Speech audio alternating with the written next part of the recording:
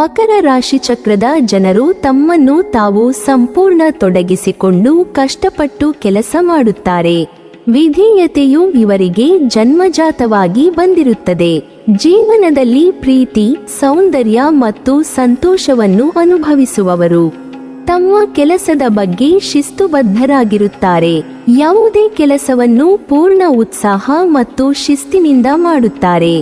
ಸ್ವಚ್ಛ ಮನಸ್ಸು, ಶಿಸ್ತು ಮತ್ತು ಪ್ರಾಮಾಣಿಕ ಸ್ವಭಾವ ಹೊಂದಿರುತ್ತಾರೆ. ತಮ್ಮ ಕೆಲಸದಲ್ಲಿ ನಿರಂತರವಾಗಿ ತೊಡಗಿಸಿಕೊಂಡಿರುತ್ತಾರೆ. ಹಿಂದೂ ಧರ್ಮದಲ್ಲಿ ಶನಿ ದೇವರನ್ನು ನ್ಯಾಯದ ದೇವರು ಮತ್ತು ಕರ್ಮ ನೀಡುವವನು ಎಂದು ಕರೆಯಲಾಗುತ್ತದೆ. ಮಕರ ಮತ್ತು ಕುಂಭ ರಾಶಿಯ ಅಧಿಪತಿ ಶನಿ. ಜ್ಯೋತಿಷ್ಯದ ಲೆಕ್ಕಾಚಾರದ ಪ್ರಕಾರ ಶನಿಯ ಸಾಡೇಸಾತಿ ಸಮಯದಲ್ಲಿ ಜನರು ಕಷ್ಟಕರ ಪರಿಸ್ಥಿತಿಗಳನ್ನು ಎದುರಿಸಬೇಕಾಗುತ್ತದೆ. ಈ ಸಮಯದಲ್ಲಿ ಮಕರ, ಕುಂಭ ಮತ್ತು ಮೀನ ರಾಶಿ ಚಕ್ರ ಚಿಹ್ನೆಗಳ ಮೇಲೆ ಶನಿಯ ಸಾಡೇಸಾತಿ ನಡೆಯುತ್ತಿದೆ. ಶನಿಯ ಸಾಡೇಸಾತಿಯಲ್ಲಿ 3 ಹಂತಗಳಿವೆ. ಈ ಸಮಯದಲ್ಲಿ ಮಕರ ರಾಶಿಯ ಮೇಲೆ ಶನಿಯ ಸಾಡೇಸಾತಿಯ ಕೊನೆಯ ಹಂತ ನಡೆಯುತ್ತಿದೆ. ಅನೇಕ ವರ್ಷಗಳ ನಂತರ ಅಂದರೆ 2025ರ ಮಾರ್ಚ್ನಲ್ಲಿ ಮಕರ ರಾಶಿಯರು ಸಾಡೇಸಾತಿಯಿಂದ ಮುಕ್ತಿ ಪಡೆಯುತ್ತಾರೆ. ಸಾಡೇಸಾತಿಯ ಕೊನೆಯ ಹಂತದಲ್ಲಿ ಶನಿದೇವರು 2025ರ ಮಾರ್ಚ್ 29ರಂದು ಶನಿ ಕುಂಭ ರಾಶಿಯನ್ನು ತೊರೆದ ನಂತರ ಮೀನ ರಾಶಿಯಲ್ಲಿ ಸಂಚರಿಸುತ್ತಾನೆ. ಮೀನ ರಾಶಿಯಲ್ಲಿ ಶನಿ ಬಂದ ತಕ್ಷಣ ಶನಿಯ ಸಾಡೇಸಾತಿಯನ್ನು ಮಕರ ರಾಶಿಯಿಂದ ತೆಗೆದುಹಾಕಲಾಗುತ್ತದೆ. ಶನಿಯ ಸಾಡೇಸಾತಿಯ 3ನೇ ಹಂತದಲ್ಲಿ ಕೆಲವರ ಜೀವನದಲ್ಲಿ ಸೌಕರ್ಯಗಳನ್ನು ಕಡಿಮೆ ಮಾಡುತ್ತದೆ. ಈ ಸಮಯದಲ್ಲಿ ನಿಮ್ಮ ಖರ್ಚುಗಳು ಹೆಚ್ಚಾಗಬಹುದು. ಸಾಡೇಸಾತಿಯ ಕೊನೆಯ ಹಂತದಲ್ಲಿ ವ್ಯಕ್ತಿಯು ನ್ಯಾಯಾಲಯದ ಸುತ್ತಲೂ ಸುತ್ತಬೇಕಾಗಬಹುದು. ಆದ್ದರಿಂದ ಚರ್ಚೆಗಳಿಂದ ದೂರವಿರಿ. ದೈಹಿಕವಾಗಿ, ಆರ್ಥಿಕವಾಗಿ ಮತ್ತು ಮಾನಸಿಕವಾಗಿ ತೊಂದರೆ ನೀಡುತ್ತದೆ. ಜ್ಯೋತಿಷ್ಯಶಾಸ್ತ್ರದ ಪ್ರಕಾರ ಸಾಡೇಸಾತಿಯ 3ನೇ ಹಂತವು ಅಂತಿಮವಾಗಿ ಮಕರ ರಾಶಿಯವರಿಗೆ ಸ್ವಲ್ಪ ಪರಿಹಾರವನ್ನು ನೀಡುತ್ತದೆ. ಅಂತಹ ಪರಿಸ್ಥಿತಿಯಲ್ಲಿ ಮಕರ ರಾಶಿಯ ಜನರು ಕಳೆದ ಕೆಲವು ತಿಂಗಳಲ್ಲಿ ಆಕಸ್ಮಿಕ ಹಣದ ಲಾಭವನ್ನು ಸಹ ಪಡೆಯಬಹುದು. ನಿಷ್ಪ್ರಯೋಜಕವಾಗಿದ್ದ ನಿಮ್ಮ ಕೆಲಸದಲ್ಲಿ ನೀವು ಯಶಸ್ಸನ್ನು ಪಡೆಯುತ್ತೀರಿ. ಸೌಲಭ್ಯಗಳು ಹೆಚ್ಚಾಗಲಿವೆ. ಮಾನಸಿಕ ಒತ್ತಡ ದೂರವಾಗುತ್ತದೆ. ಜ್ಯೋತಿಷ್ಯ ಶಾಸ್ತ್ರದ ಪ್ರಕಾರ ಕರ್ಮಫಲದಾತನಾದ ಶನಿಯನ್ನು ಸಾಕಷ್ಟು ಪ್ರಭಾವಶಾಲಿಯಾದ ಗ್ರಹ ಎಂದು ಕರೆಯಲಾಗುತ್ತದೆ. ಶನಿಯು ಬಹಳ ನಿಧಾನವಾಗಿ ಚಲಿಸುವ ಗ್ರಹವಾಗಿದೆ. ಹಾಗಾಗಿ ಶನಿಯ ಪ್ರಭಾವವು ಬಹಳ ಸಮಯದವರೆಗೆ ಪ್ರತಿಯೊಂದು ರಾಶಿಗೆ ಸೇರಿದ ಜನರ ಜೀವನದ ಮೇಲೆ ಒಂದಲ್ಲ ಒಂದು ರೀತಿಯಲ್ಲಿ ನೋಡಬಹುದಾಗಿದೆ. ಶನಿಯು ಅತಿ ಶೀಘ್ರದಲ್ಲಿಯೇ ತನ್ನದೇ ಆದ ಕುಂಭ ರಾಶಿಯಿಂದ ಹೊರಬಂದು ಮೀನ ರಾಶಿಯಲ್ಲಿ ಅದೇ ಸ್ಥಿತಿಯಲ್ಲಿ ಪ್ರವೇಶಿಸಲಿದೆ. ಇದರ ನಂತರ ಏಪ್ರಿಲ್ 6ರಂದು ಶನಿಯು ಮೀನ ರಾಶಿಯಲ್ಲಿ ಉದಯಿಸಲಿದ್ದಾನೆ. ಶನಿಯು ಮೀನ ರಾಶಿಯಲ್ಲಿ ಉದಯಿಸುವುದರೊಂದಿಗೆ ಕೆಲವು ರಾಶಿಗೆ ಸೇರಿದ ಜನರಿಗೆ ಬಂಪರ್ ಲಾಭ ದೊರಕಲಿದೆ. ನ್ಯಾಯಾಧೀಶನಾದ ಶನಿಯು 2025ರ ಏಪ್ರಿಲ್ 6ರ ಬೆಳಗ್ಗೆ 5ಕ್ಕೆ ಮೀನ ರಾಶಿಯಲ್ಲಿ ಉದಯವಾಗಲಿದೆ. ಹಾಗಾಗಿ ಮೀನ ರಾಶಿಯಲ್ಲಿ ಉದಯವಾಗಲಿರುವ ಶನಿಯಿಂದ ಮಕರ ರಾಶಿಗೆ ಸೇರಿದ ಜನರಿಗೆ ಅದೃಷ್ಟದ ಸಂಪೂರ್ಣ ಬೆಂಬಲ ದೊರಕುವುದು. ಶನಿದೇವನು ನ್ಯಾಯಯುತ ಗ್ರಹ. ಶನಿಯು ತನ್ನದೇ ಆದ ರಾಶಿಯಲ್ಲಿರುವುದರಿಂದ ಮಕರ ರಾಶಿಯವರಿಗೆ ದಯೆ ತೋರಿ ಸಾಡೇಸಾತಿಯಿಂದ ಮುಕ್ತಿ ಹೊಂದಬಹುದು. ಆದರೆ ಅವನು ನ್ಯಾಯದ ದೇವರು. ಮಕರ ಅವನಿಗೆ ಇತರ ರಾಶಿ ಚಕ್ರ ಚಿಹ್ನೆಗಳಂತೆಯೇ ಇರುತ್ತದೆ. ಇದೀಗ ಮಕರ ರಾಶಿಯಲ್ಲಿ ಸಾಡೇಸಾತಿ ನಡೆಯುತ್ತಿದೆ. ಶನಿಯು ಮೀನರಾಶಿಗೆ ಪ್ರವೇಶಿಸಿದ ಕೂಡಲೇ ಮಕರ ರಾಶಿಯವರ ಸಾಡೇಸಾತಿ ಕೊನೆಗೊಳ್ಳುತ್ತದೆ. ಈ ರಾಶಿಯವರಿಗೆ ಆರ್ಥಿಕ ಸಮಸ್ಯೆಗಳು ದೂರವಾಗಲಿವೆ. ಹಣಕಾಸಿನ ಮುಗ್ಗಟ್ಟಿನಿಂದ ನೀವು ಶೀಘ್ರದಲ್ಲೇ ಪರಿಹಾರವನ್ನು ಪಡೆಯುತ್ತೀರಿ. ನೀವು ಜೀವನದಲ್ಲಿ ನಿಮ್ಮ ಹೊಸ ಗುರುತನ್ನು ರಚಿಸುತ್ತೀರಿ.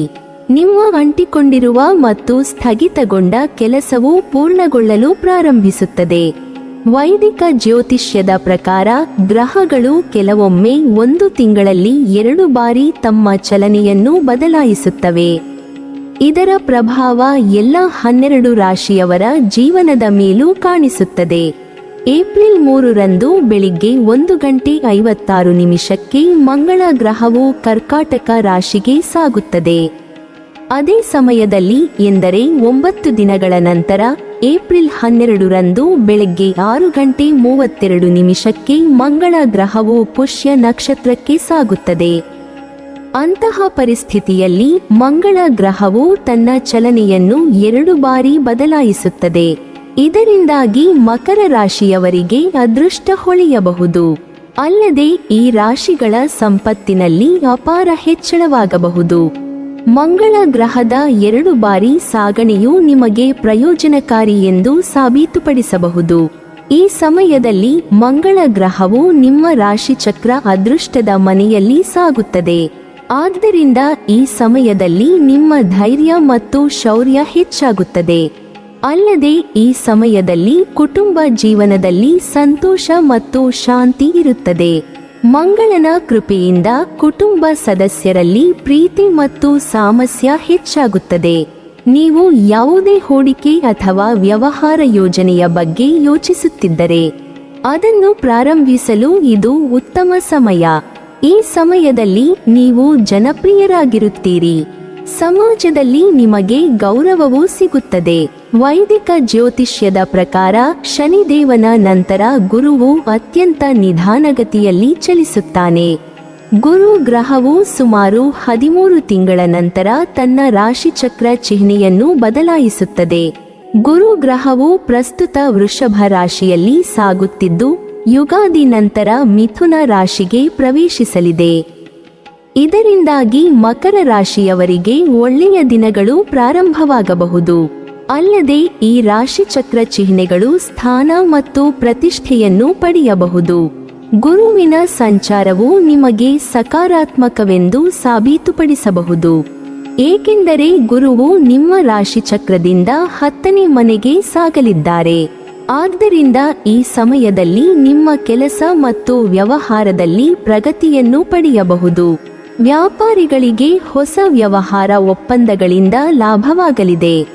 ಹಳೆಯ ಸಾಲಗಳಿಂದ ಮುಕ್ತರಾಗಬಹುದು. ಉದ್ಯೋಗ ಹುಡುಕುತ್ತಿರುವವರಿಗೆ ಉದ್ಯೋಗ ಸಿಗಬಹುದು. ಅಲ್ಲದೆ ಉದ್ಯೋಗಿಗಳಿಗೆ ಬಡ್ತಿ ಮತ್ತು ವೇತನ ಹೆಚ್ಚಳ ಸಿಗಬಹುದು. ಅಲ್ಲದೆ ಸರ್ಕಾರಿ ಉದ್ಯೋಗಗಳಿಗೆ ತಯಾರಿ ನಡೆಸುತ್ತಿರುವವರಿಗೆ ಉದ್ಯೋಗಗಳು ಸಿಗಬಹುದು. ಆರ್ಥಿಕ ವಿಷಯಕ್ಕೆ ಸಂಬಂಧಿಸಿದಂತೆ ಮಕರ ರಾಶಿಗೆ ಸೇರಿದ ಜನರು ಈ ಸಂವತ್ಸರ ಸಕಾರಾತ್ಮಕ ಫಲಿತಾಂಶಗಳನ್ನು ಪಡೆಯುವರು. ಶನಿಯ ಕೃಪೆ ನಿಮ್ಮ ಮೇಲಿರುವುದರಿಂದಾಗಿ ನಿಮ್ಮ ಆದಾಯದಲ್ಲಿ ಸಾಕಷ್ಟು ಅಭಿವೃದ್ಧಿಯಾಗಲಿದೆ. ಇದರಿಂದಾಗಿ ನೀವು ಹೆಚ್ಚಿನ ಹಣವನ್ನು ಗಳಿಸಲು ಸಾಧ್ಯವಾಗುತ್ತದೆ. ಮಂಗಳ ಗ್ರಹವು ಕಟಕ ರಾಶಿಯನ್ನು ಪ್ರವೇಶಿಸುವುದರಿಂದಾಗಿ ನೀವು ನಿಮ್ಮ ಖರ್ಚಿನ ಬಗ್ಗೆ ನಿಯಂತ್ರಣ ವಹಿಸುವುದು ಉತ್ತಮ. ಈ ಅವಧಿಯಲ್ಲಿ ನೀವು ಉಳಿತಾಯಕ್ಕೆ ಸಂಬಂಧಿಸಿದಂತೆ ಕೆಲವು ಸಮಸ್ಯೆಗಳನ್ನು ಎದುರಿಸಬೇಕಾಗುತ್ತದೆ. ಏಪ್ರಿಲ್ ತಿಂಗಳಿನಲ್ಲಿ ಗ್ರಹಗಳ ಚಲನೆಯಲ್ಲಿ ಬದಲಾವಣೆಯಾಗಬಹುದು. ಹಾಗಾಗಿ ಈ ಸಮಯದಲ್ಲಿ ನೀವು ನಿಮ್ಮ ಆದಾಯದ ಬಗ್ಗೆ ಹೆಚ್ಚು ಎಚ್ಚರಿಕೆಯಿಂದ ಇರಬೇಕಾಗುತ್ತದೆ. ವರ್ಷದ ಕೊನೆಯಲ್ಲಿ ನೀವು ಸಾಕಷ್ಟು ಕಠಿಣ ಪರಿಶ್ರಮ ಪಡಬೇಕಾಗುತ್ತದೆ. ಆಗ ಮಾತ್ರ ಹಣ ದೊರಕುವುದು. ಮೇ ತಿಂಗಳಿನಲ್ಲಿ ಗುರುವು ಮೀನ ರಾಶಿಯನ್ನು ಪ್ರವೇಶಿಸುವುದರೊಂದಿಗೆ ಶುಭ ಯೋಗಗಳು ರೂಪುಗೊಳ್ಳುವುದು. ಇದರಿಂದಾಗಿ ನಿಮ್ಮ ಆರ್ಥಿಕ ಪರಿಸ್ಥಿತಿ ಸುಧಾರಿಸಲಿದೆ ಮತ್ತು ಏಪ್ರಿಲ್ನಿಂದ ಆಗಸ್ಟ್ನವರೆಗಿನ ಅವಧಿಯಲ್ಲಿ ನಿಮ್ಮ ಕಠಿಣ ಪರಿಶ್ರಮಕ್ಕೆ ಉತ್ತಮ ಫಲಿತಾಂಶಗಳನ್ನು ಪಡೆಯುವಿರಿ. ಇದರಿಂದಾಗಿ ಈ ಅವಧಿಯಲ್ಲಿ ನಿಮ್ಮ ಆದಾಯ ಹೆಚ್ಚಾಗುವುದರೊಂದಿಗೆ ನೀವು ಹೊಸ ಕೆಲಸ ಅಥವಾ ಬಡ್ತಿಯನ್ನು ಪಡೆಯುವ ಯೋಗವಿದೆ. ಮಕರ ರಾಶಿಗೆ ಸೇರಿದ ಜನರು ತಮ್ಮ ಕುಟುಂಬ ಜೀವನದಲ್ಲಿ ಉತ್ತಮ ಫಲಗಳನ್ನು ಪಡೆಯುವ ಸಾಧ್ಯತೆಯಿದೆ. ಆರಂಭದಲ್ಲಿ ನೀವು ಕೆಲವು ಸಮಸ್ಯೆಗಳನ್ನು ಎದುರಿಸಬಹುದು. ಈ ಅವಧಿಯಲ್ಲಿ ನೀವು ನಿಮ್ಮ ಮನೆಯವರೊಂದಿಗೆ ಉತ್ತಮ ಸಂಬಂಧ ಹೊಂದದೇ ಇರಬಹುದು. ಹಾಗಾಗಿ ಈ ಅವಧಿಯಲ್ಲಿ ನಿಮ್ಮ ಮನೆಯಲ್ಲಿ ಶಾಂತಿಯನ್ನು ಕಾಪಾಡಿಕೊಳ್ಳಲು ನೀವೆಲ್ಲರೊಂದಿಗೆ ಉತ್ತಮ ಸಂಬಂಧವನ್ನು ಹೊಂದುವುದು ಮುಖ್ಯ. ಗ್ರಹಗಳು ನಿಮ್ಮ ಕುಟುಂಬದ ಮೇಲೆ ಹೆಚ್ಚಿನ ಪ್ರಭಾವವನ್ನು ಬೀರಬಹುದು. ಹಾಗಾಗಿ ನಿಮ್ಮ ತಂದೆಯ ಕೋಪವು ನಿಮ್ಮ ಮೇಲಿರುವುದರಿಂದ ನೀವು ಸಮಸ್ಯೆಗಳನ್ನು ಎದುರಿಸಬಹುದು. ಇದರಿಂದಾಗಿ ನಿಮ್ಮ ಮಾನಸಿಕ ಒತ್ತಡ ಹೆಚ್ಚಾಗಬಹುದು.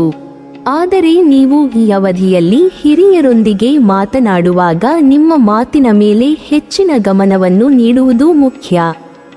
ಏಪ್ರಿಲ್ ಮಧ್ಯದಿಂದ ವರ್ಷದ ಕೊನೆಯವರೆಗೆ 12ನೇ ಮನೆಯ ಅಧಿಪತಿಯು 9ನೇ ಮನೆ ಮೇಲೆ ಪ್ರಭಾವ ಬೀರುವುದರಿಂದಾಗಿ ನೀವು ತಂದೆಯ ಆರೋಗ್ಯದ ಬಗ್ಗೆ ಹೆಚ್ಚು ಗಮನವಹಿಸಬೇಕು.